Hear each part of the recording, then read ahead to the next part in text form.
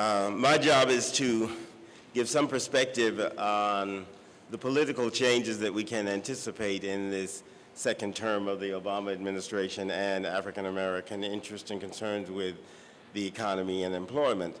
I could be really brief and tell you the truth and say I have no clear idea and sit down, but then I wouldn't get the free lunch. Thanks to Professor Anderson, I can, however, be fairly brief and try to answer his insightful question. And I think the question was something like, will President Obama find his voice in this term in defense of African American employment issues and things like that? And my answer is yes. I certainly believe he will find his voice, but he won't have a big stick to carry with it. It will be a voice that'll, I think, will be a little clearer. Now, how can I justify that optimistic, and that's the only optimism I have, expectation? One, I think there are four factors that contribute to second-term changes in presidential administrations and politics. One is an agitated and mobilized liberal, we're talking about progressive issues, liberal or progressive electorate, majority white electorate, that is. Two is an influential congressional leadership, and we, of course, have some of that influential congressional leadership here. Three is an active and well-financed popular interest group force that is in the streets, or a lobby group, well-financed for the lobbies, popular for those in the street pressure groups. And four is a targeted and forceful presidential initiative. On the first point of an agitated electorate, I think we saw a limited mobilization of the electorate in this last election. Clearly, it moved to the left, as symbolized by the defeats of extreme rightists like the candidates Atkin and Murdoch in the Midwest.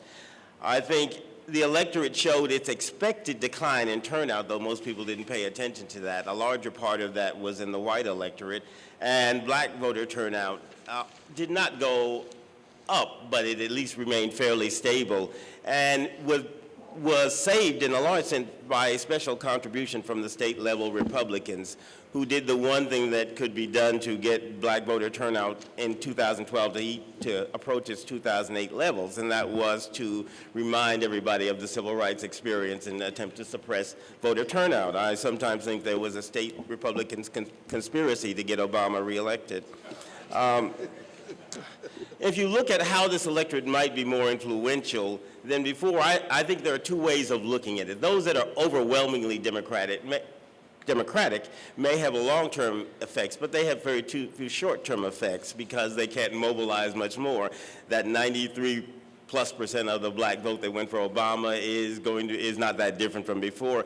The 71% Hispanic vote is only a few points higher than the 2008 vote. The 73% Asian vote is a bit of a surprise, and it shows itself in the sudden discussion of the immigration issue, I think as much or more as the Hispanic vote does.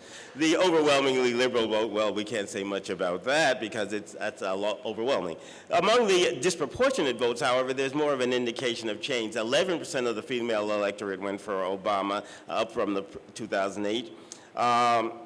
There is the typical educational advantage, that is, he gets more of the those with little schooling, but he gets a whopping 13% advantage among the postgraduates. Religion, there is the typical ethnically associated religious vote. Jewish vote is very strong, and the Catholic vote was majority for him. That may be a little different. Those disproportionate things. Obviously, low income disproportionately for him. So these things lead to, when you add region, where the South was more clearly Romney, and city size or community size, these things lead to overlapping differences in the electorate. And those overlapping differences in the electorate actually limit the influence that you're going to have on various Congress people, because it suggests a concentration of those who vote one way in limited congressional districts, something we're seeing in the attempts to change voter districting. The second aspect of change that I think is significant is the congressional leadership. Back in the better days, from my perspective, before 2010, when we had Nancy Pelosi as Speaker rather than Boehner, and when we had a variety of influence, Clyburn in the whip's position, we saw a presidential politics that should have been in an easier position to have a voice, if not to change things. And you saw some activities such as the invitation of unemployment to the White House of Al Sharpton and I think it was Mark Morial and Dorothy Height, who couldn't go. So what that says about voice is more than what it says about the big stick. However, there were indications that something might happen in the second term from that. If you look back in the 60s, you see that Dirksen of the Republican Party and Johnson made their big differences. It wasn't Johnson's second term, but it was the second term of that cohort that he was associated with. While Boehner in that first term looked like some deer in the headlights of the Tea Party auto. In the 1930s, when the second term of FDR came, is where most of the major issues got a formulation and articulation. The workforce initiatives that we saw were the product of both a compromise on racial issues then as well as on economic issues. This term, however, and this Congress, however, we see that the House Workforce Committee has people like, I think Joe Wilson is still on it. Fortunately, we have people who are more sympathetic to the president's agenda, so those changes may or may not bear fruit.